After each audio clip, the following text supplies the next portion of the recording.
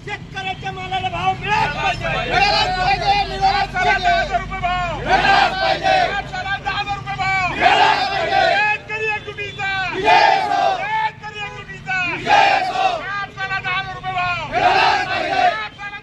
सरकारच्या धोरणांवर संताप व्यक्त करत आज अमरावती जिल्हाधिकारी कार्यालयासमोर शेतकऱ्यांनी आक्रमक आंदोलन केले। त्यांनी कापसाला आग लावून आणि सोयाबीन रस्त्यावर फेकून आपला रोष दर्शवला।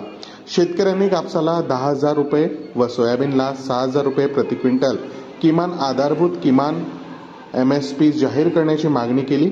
नाफेडच्या कठोर खरेदी अटी शिथिल कराव्यात व 7/12 कोरा करण्याचा निवडणूक वचनाची अंमलबजावणी करावी अशी मागणी त्यांनी केली।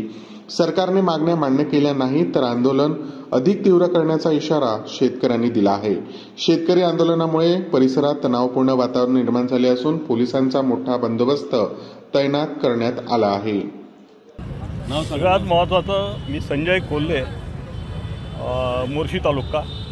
सगळ्यात महत्त्वाची गोष्ट असं आहे की विदर्भाच्या भूमीवर सध्या नवीन सरकार आलेलं आहे आणि अधिवेशन नागपूरला सुरू आहे। देवेंद्र फडणवीस मुख्यमंत्री झाले, आनंदाची गोष्ट आहे, पण त्यांनी ज्या गोष्टीचे आश्वासनं दिले आणि ज्या गोष्टीसाठी आंदोलनं केली त्यांच्या आंदोलनामध्ये त्यांनीच म्हटलं होतं की सोयाबीनला 6,000 रुपये भाव मिळाला पाहिजे, त्यांनीच म्हटलं होतं कापसाला 10,000चा भाव मिळाला पाहिजे, त्यांनीच म्हटलं होतं की भावांतर योजना लागू झाली पाहिजे।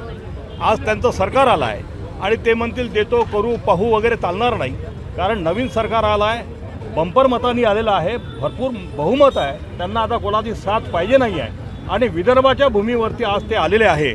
आमची मागणी एकच आहे की ह्या सगळ्या गोष्टी ते जे बोलले त्या सगळ्या गोष्टींची पूर्तता तात्काळ झाली पाहिजे, कारण शेतकरी आज मरतोय, मरणासन्न अवस्थेमध्ये आहे, अत्यंत वाईट अवस्था शेतकऱ्यांची आहे।